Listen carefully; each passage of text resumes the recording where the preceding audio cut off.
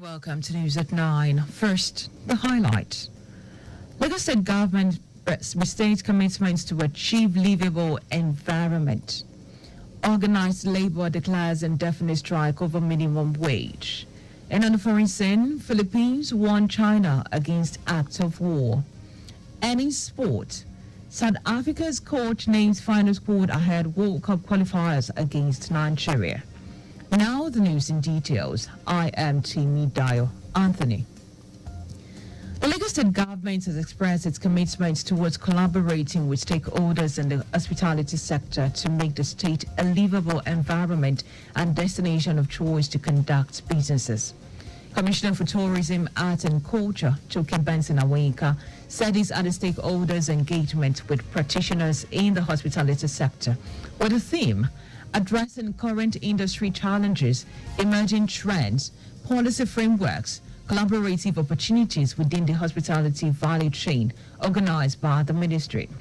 Benson Awinka noted that the gathering was long overdue as part of the ministry's advocacy drive, as the hospitality industry played an important role in the socio-economic development of the state. With this gathering, we want to address these challenges head-on. We must adapt to the changing landscape by embracing new technologies and sustainable practices. Emerging trends in this sector, such as digital transformation, ecotourism, and personalized customer experiences, are reshaping the way we operate. It is imperative that we stay ahead of these trends to remain competitive and relevant.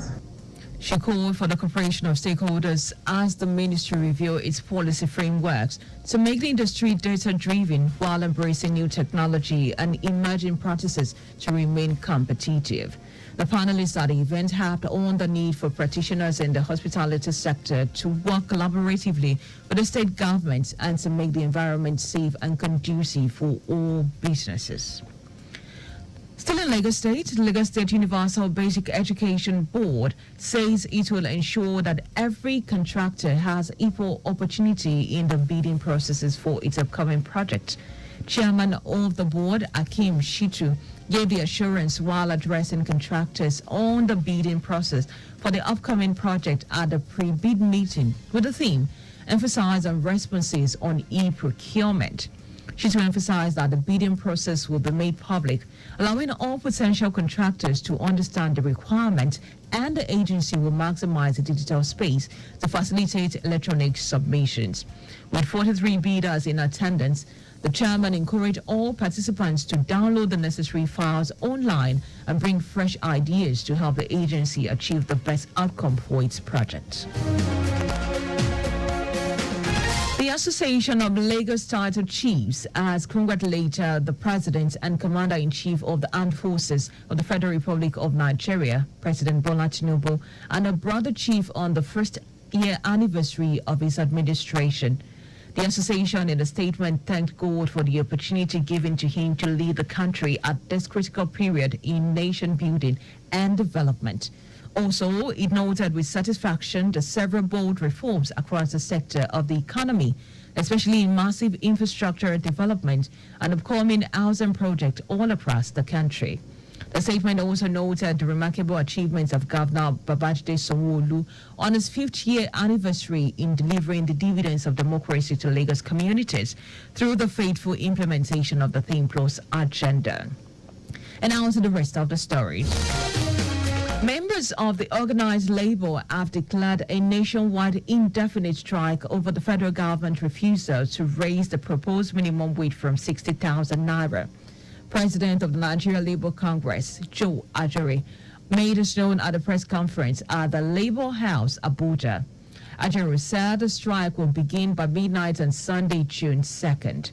Earlier on Friday, talks on minimum wage between the federal government and the organized labor hit a brick wall when the government failed to shift ground on the 60,000 naira it proposed during the last meeting.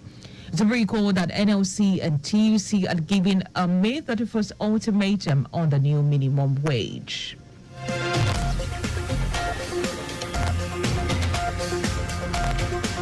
Abia State government has placed a 25 million naira bounty on the killers of 5 soldiers in the Aba area of the state. And a statement by the Commissioner for Information and Culture, OK Kanu, the state government also condoled with the Chief of Army Staff, Tariq Lagbaja, over the incident. Gunmen on Thursday stormed the military units of Obikabia Junction, Agbo Hill area, and also burns the unit as well as a patrol van parked in the unit. A day after the incident, the state government described it as unfortunate and prayed for the repose of the souls of the gallant soldiers who died on active duty. Kanu noted that anyone with useful information that could lead to the location and arrest of any of the criminals connected to the unfortunate killings will be rewarded. While appreciating the officers and men of the Nigerian Army and the state for maintaining a high sense of professionalism in their response to the event, he encouraged them to continue to show restraint even as the government continues to work with all relevant stakeholders to capture the perpetrators. Meanwhile, the military has confirmed an attack on the Troba terrorists of the indigenous people of Biafra, IPOB, and its armed wing, the Eastern Security Network, ESN, in Abia State on Thursday, killing 5 personnel. A statement by the Director of Defense Media Operations, Edward Buba, said the attack took place at Obikabia Junction checkpoint in Obingwa local government area adjoining Abia Metropolis, where troops of Operation Udoka was deployed to enforce peace in the area and protect the citizens. Buba said the terrorists who attacked the troop in surprise assault came in 3 tinted SUVs and others from built-up areas surrounding the checkpoint. The military also confirmed that 6 civilians were killed in the crossfire that ensued between the terrorists and the troops, adding that investigations are ongoing concerning the attack. And now to foreign news. Philippine President Ferdinand Marcos has warned China not to cross a red line in the South China Sea, where a standoff between the countries continues to escalate. If any Filipino died as a result of China's willful action, he said the Philippines will consider it as a close to an act of war and respond accordingly. Marcos was speaking at the Security Forum in Singapore, attended by defense chiefs from around the world, including the United States and China. In response, a Chinese military spokesperson accused the Philippines of deflecting the blame on China and sparing and attacking. In recent months, the long-standing dispute between China and the Philippines over territory in the South China Sea has sharpened into aggressive clashes. Manila had complained ferociously about Chinese patrol ship firing water cannon at Philippine boat and supply vessels. And now to sport. South Africa's coach, Hugo Broos, has named its final 23-man squad that will face Super Eagles in the June 7 World Cup qualifiers in Uyo, Akwa Ibom State. The same selection will be used for the other qualifiers at home against Zimbabwe, Foster in their final 23-man squad for next month's huge 2026 World Cup qualifiers against Nigeria away and Zimbabwe at home. According to reports, Bros continue to overlook informed Orlando Pirates striker Mbasa, deciding to stick to the striker he has worked with. South Africa is in second place in Group C on 3 points. Rwanda is on 4 points, while Nigeria, Lesotho, and Zimbabwe have 2 points, and Benin Republic 1 point. But just before we go, speed thrills with cues. Please do not drive beyond specified speed limit. You can follow us and like all our various social media platforms. X, Traffic Radio 961. Instagram, Lagos Traffic Radio 961. You can subscribe and watch our news and programs live on YouTube at Traffic Radio 961. You can also visit our website at trafficradio961.ng. Now, did you know that the Solo administration injected 100 medium capacity buses for standard routes? You can get more details on Lagos State Government website. To end the news, here are the highlights of the major stories. The Lagos State Government has expressed its commitment towards collaborating with stakeholders in the hospitality sector to make the state a livable environment and destination of choice to conduct businesses. Members of the organized labor have declared a nationwide indefinite strike over the federal government refusal to raise the proposed minimum wage from 60,000 naira.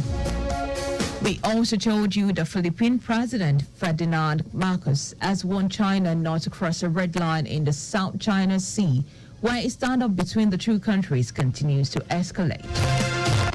And in sports, South Africa's coach, Ugo Bros, has named its final 23-man squad that will face the Super Eagles in the June 7 World Cup qualifiers in Uyo, Akwa Ibom State. For contact with the newsroom, please send a message to info@trafficradio961.ng. The NC News broadcast compiled by Adewale Oluwokboroku. I am Timmy Dayo Anthony. Many thanks for listening and do have a fantastic night.